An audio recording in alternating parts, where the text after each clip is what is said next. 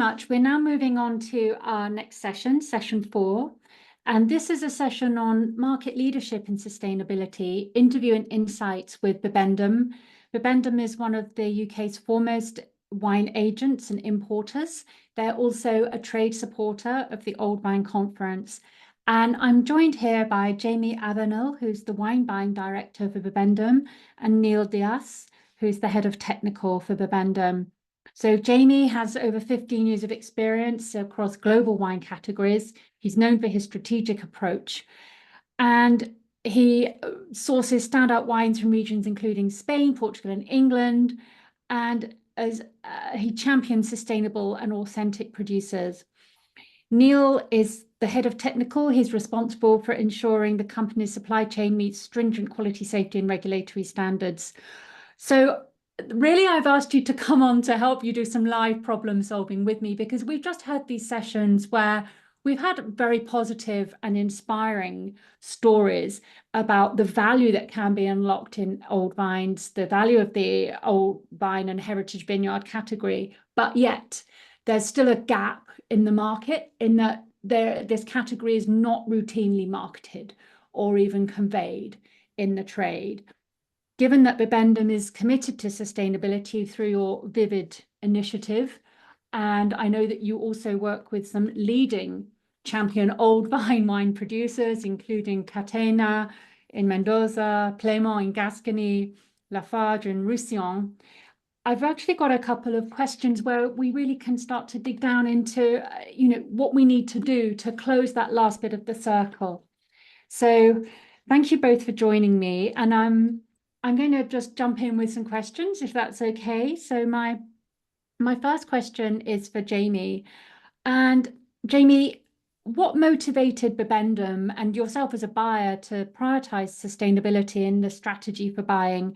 And how have you seen consumer demand for sustainable wines evolve in recent years? I think, from my perspective, having been with the business for 14 years, I think, from the very beginnings of my time and before that, it's always been part of what we've done. It's always been part of what we've done naturally, and maybe that used to be more about organics and biodynamics. And I think, over time, I think the scope of what we talk about when we're talking about sustainability has grown, not just for us as a business, but in general. I think outside of that, I think it's because our customers and consumers demand it. So I think nowadays you're not at the starting gate unless you've got a clear strategy and passion around this area. I think our staff demand it. I know when we do surveys of what our staff think about what we're doing within the business, actually, what we do around sustainability is really important to the people that work for us, and it helps us actually attract people to work for the business because they want to work for a company that cares about this kind of thing. And I think ultimately it's our responsibility to work for a business that not only tries to improve what we do in this area, but works with our producers as well. And I think, that's possibly the most complicated area of it, because it's very easy. We're a business with lots of different aspects, and one of it's beer production. And when in beer production is very easy because you're totally in control of what you're doing. And so you can set targets, you can change what you do, you can make a direct impact. Whereas when you work with 450 producers around the world, you can't control what they all do, and you can't also do things in the same way. And so gathering that in a sort of a unified message as to what we as a business are doing is probably the hardest part of it. I think in terms of how consumer demand has changed, I think basically, as I said, it's become a requirement. So when we're going for particularly national business tenders and pitches, what we as a business are doing in terms of sustainability, and that would come down to what we do for our own production and what our suppliers do with wine, it's an absolute vital part of that. And if you're not doing the right things and you've got the right message, then actually you can't get through the gate. So actually it's not only is it the right thing to be doing for us and our producers, but it is a requirement to win business in today's world.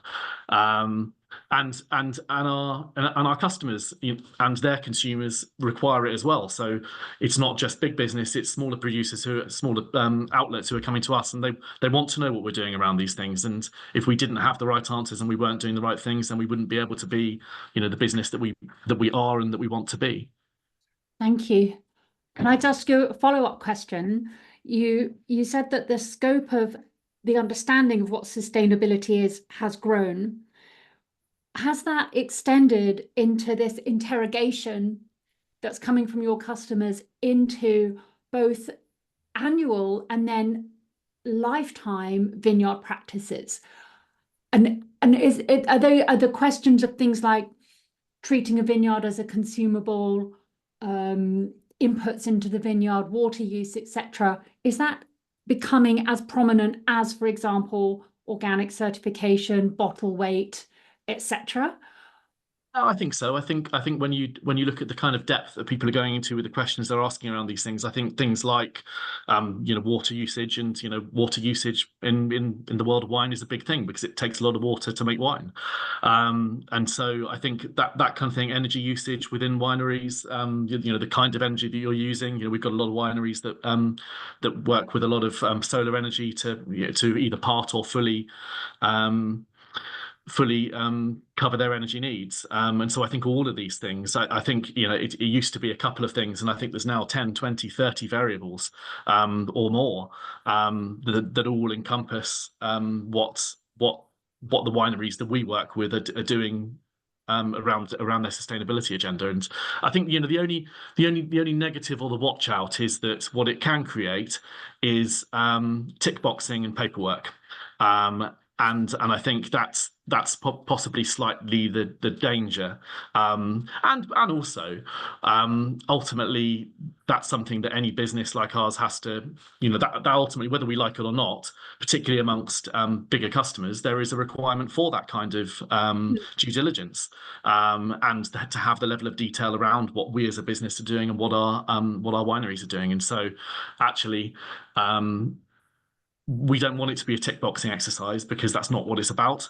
But there is a reality that we have to be able to service our customers' needs in that respect, which means being able to answer all of those questions. It also means that we've got to have a much better way of holding all that information and communicating all that information to our sales team, to our customers, because it's very complex. As I say, if we were just a company producing 5 products, it'd be easy. But to communicate what 400 wineries around the world are doing is much more complex. So we, for example, at the moment are in a process of developing something which we're calling Wine Point, which is going to bring all of the information that we hold from all of our suppliers around the world into one place for all of our sales team to access, so that they can get this kind of information for themselves and for our customers a lot easier. And will Wine Point include, for example, things like vineyard age and that kind of approach, or is it more the kind of the standard criteria? I mean, it'll include a lot of detail of all of the wineries and the wines that we work with. So yes, it would include that kind of detail. Right. Well, we have an associated project called the Old Vine Registry, where we're building basically a registry of old vineyards around the world. So if we can help at all, let me know. Neil, I'd like to ask you about the question around regulatory labeling and these kind of shared charters. I'm sure you have a lot on your hands already with the EU wine labeling laws, requiring greater transparency around ingredients.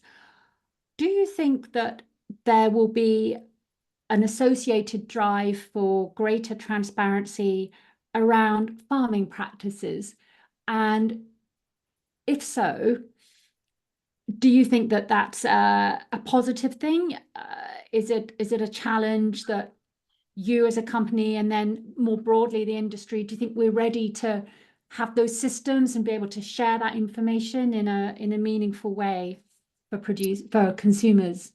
Yeah, it's an interesting one because from an industry perspective, we are obviously a combination of small family-run domains to very large sort of multinational wineries.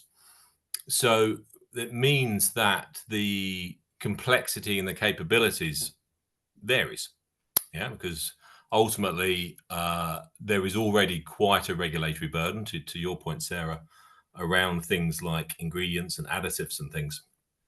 And undoubtedly there is a benefit to be sharing the stories and the history of some of these older vineyards. Now, at a regulatory level, the challenge then is kind of how do you prove it, and who's the person that's actually visiting, confirming, and checking. And that's kind of the difference between doing it from a sharing information with consumers, because it's interesting, it inspires people, which is all really good stuff. When you sort of move across the line into the regulatory, we're declaring it's a legal type obligation, a bit like what organics is. So organics has a whole raft of legislative stuff behind it about things you have to do, things you have to register, your movements, etc. That's very tightly regulated. And the other advantage with things like organics is that there is kind of almost like one standard across multiple countries. So when we're talking about kind of things like farming practices and how vineyards are looked after, it's all really good stuff in principle, and it is important.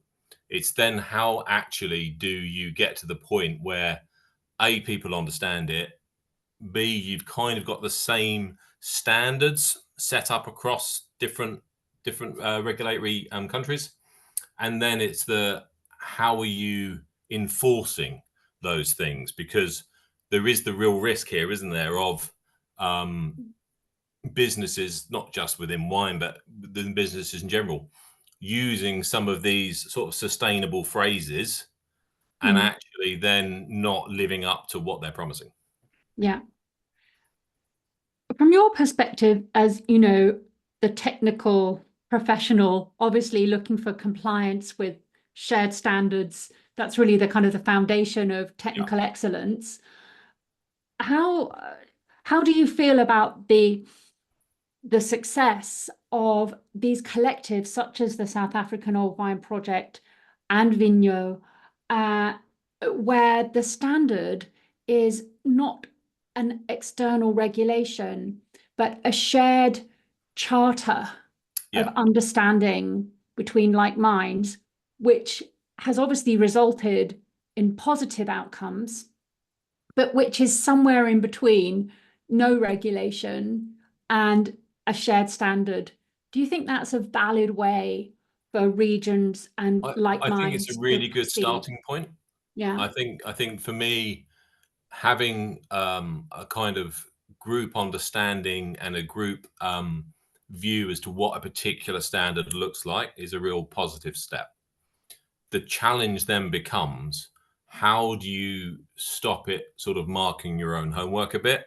And then how do you stop some of maybe commercial pressures which lead you to adopting maybe a slightly less robust approach? And I think this is always the difficulty with these kind of issues, is it is about how do you maintain that core principle? What is it you are standing for? Why have you done this to begin with? And how do you then ensure that within your members, they're all doing the thing you set out to do? And I do think that's probably the challenge of when these things get bigger, when maybe commercially they get more important. So as people take notice, more people begin to understand it, more people think, actually, yes, I want a wine that maybe displays this particular characteristic or certification, all for the good. But then it's a bit like, well, how are you ensuring you're still doing that and you're not diluting those requirements to allow more wine to be produced, to allow more things to happen? And for me, that's the watch out. Yes, I think that what we need to do as an organization within the Old Vine community is to start to work on a kind of shared global standard that is meaningful enough for the key attributes of authenticity, quality, and sustainability, but yet kind of flexible enough to keep the momentum and also to recognize the differences in different terroirs and grape varieties. I mean, a 35-year-old vine in South Africa has done the hard yards. Yeah. Whereas, you know, a 100-year-old Carignan in Roussillon is kind of just getting going in some senses. Yeah. So I think that is our next challenge, and it's something that we are engaging with lots of our member producers and entities with. It would be great to have the perspective of a trade technical expert. So I may be emailing you about that. But I'm very much sort of paid to find faults, basically. So more than happy to poke holes. Excellent.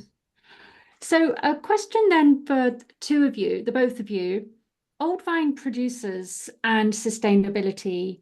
You work with some really superb leaders in this field. So as I said, Catena Zapata, Playmont in Gascony, Lafarge. Have you found that working with these producers has added value, and both in terms of sustainability and wine quality, and specifically adding value through their work with these heritage vineyards and with the heritage clones? How important was that to you in working with these and selecting with these producers? I think I'll jump in first, Neil. I think from my perspective, it's with all of these producers, it's it's not the one and only reason that you work with them, but it's part of a whole parcel of reasons that you work with a producer like this. But I think what it means is that invariably it means that you care about what you're doing. It means you've got a lot of attention to detail. If we look at Jean-Marc Lafarge, for example, in the south of France, so he's works with lots of old vines. He's working with regenerative viticulture. And he's doing that because he's got a passion for the land. He's got a passion to pass the land over in a better state than he left it, and for it to in the time that he's farming it, produce the best possible grapes to take into the winery to make great wine with. So I think there's lots and lots of things around it, but what it means is that you've got that attention to detail. That means not only are you looking at one or two things in a very specific, very detailed way that enables you to make great wine, it means you're looking at every part and parcel of what you do in the vineyard and in the winery with that level of detail. And that's when you bring all of those two things together, that's where you really pull together something which is truly great overall. I think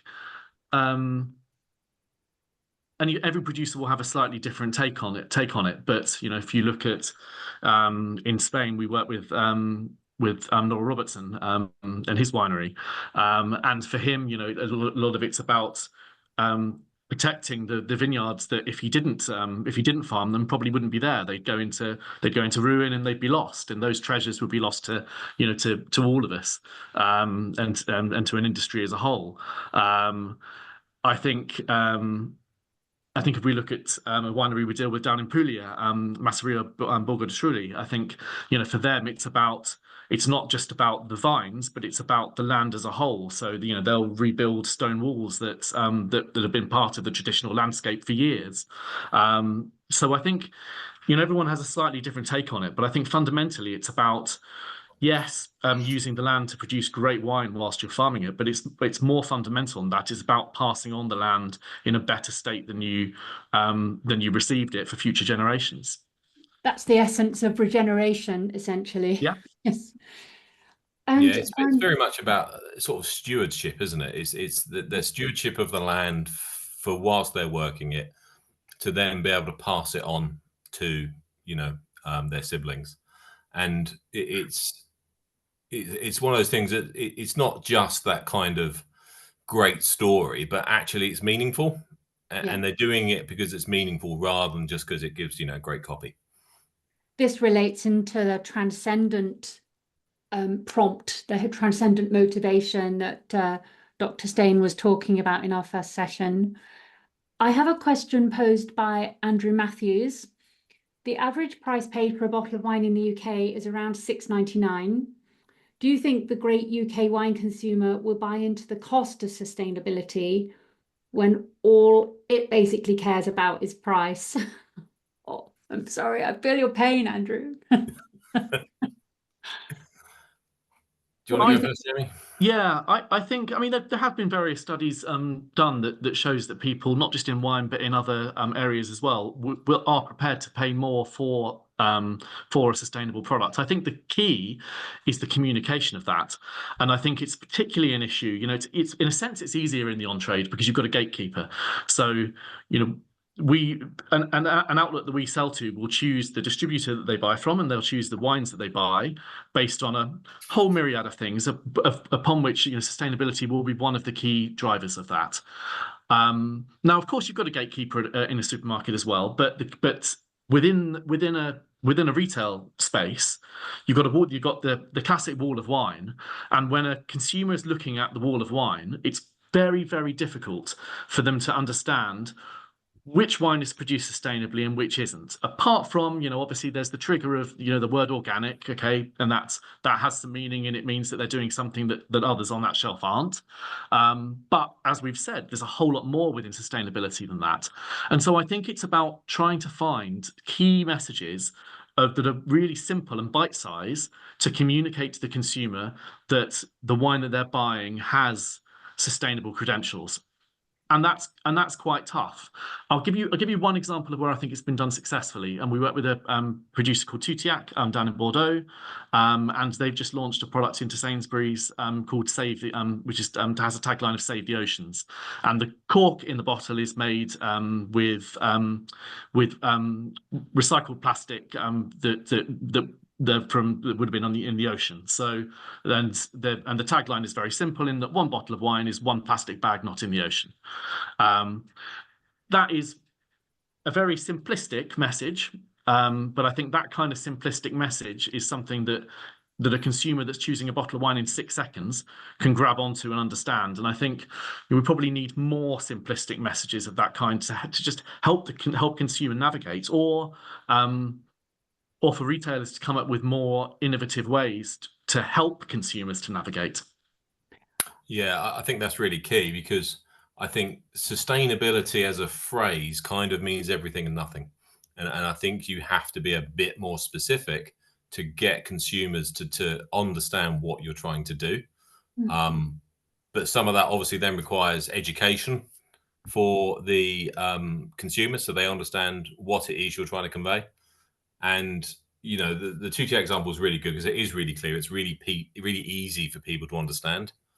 I think the people on this conference are the more engaged part of the public in terms of wanting to know and understand more about wine.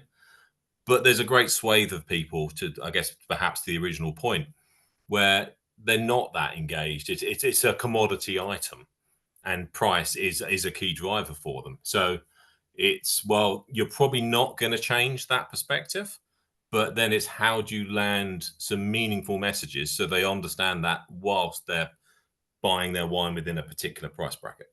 Yeah, I agree. I think there's two main things here, Andrew. There's segmentation. Selling anything is all about segmentation. It's just worth bearing in mind that from a UK perspective, according to the latest WSTA report, if you look at wine categories by price banding, all the price bands at £7 and over, this is off-trade retail, fell, and the price banding at £7 and over, they're all increase in both volume and value by sales. And then I think the other thing here is allowing ourselves to use emotion and imaginative, vivid cues when it comes to wine. And a lot of wine geeks can be rather contemptuous of distilling complex, nuanced issues into these very evocative hooks. But actually, I think the example you've given of, one bottle equals one less bag in the ocean, immediately people are thinking of plastic bags in the ocean and how they don't want that to happen. And I think that that kind of really image-rich communication is something we should be embracing, and we have to kind of almost get over our own geekiness. But very good question, Andrew. And I just wanted to ask a last question, which is that Heritage Vineyards as a category is relatively underrepresented here in the UK compared to places like South Africa. Do you think there are steps that Bibendum could take to bring more attention to these vineyards? For example, I'm sorry, I'm putting you on the spot now, but you, in your recent Origins tasting, I know that you categorized your range through different aspects of sustainability. How close would you be as an organization to actually having a section at the next iteration of that tasting where you might have a Heritage Vineyards category, maybe overlapping with your organic category, biodynamics, etc.? Do you think that's something you would consider, or do you think that you would still need to do sort of more work before adopting that? I think that'd be an interesting thing to do, and I think probably people like us need to do things like that in order for people to have a bit greater understanding of what it is. And I think that's probably the first barrier is, we talk about organics and biodynamics and sustainability, and how sustainability means lots of different things. And I challenge how many consumers know what a heritage vineyard is. I would say very few. And so, we've got to be careful also there about overcomplicating things, because whilst, within the trade, sure, we can have those kind of conversations and portray those things in that way. But we've got to, it's about having the right education so that people understand what that is. And I guess that starts with the trade. But for it to mean anything any further down the chain than that, I think is quite tough. And I think it's also, doing more work with, generic bodies in certain areas as well, where this is something that's important for their region. I think that can help. I think generic bodies can be quite powerful when they club together with a big group of producers who are all, engaged in the same thing. And I think that can help with the message as well. And we'd certainly be interested in working with any generic bodies that want to work on that kind of message for their region. I'll be in touch. Okay. Thank you. Jamie and Neil, thank you very much for your time, and also for your support of the Old Vine Conference and of your work with so many great producers working with old vines across the world. We're moving now to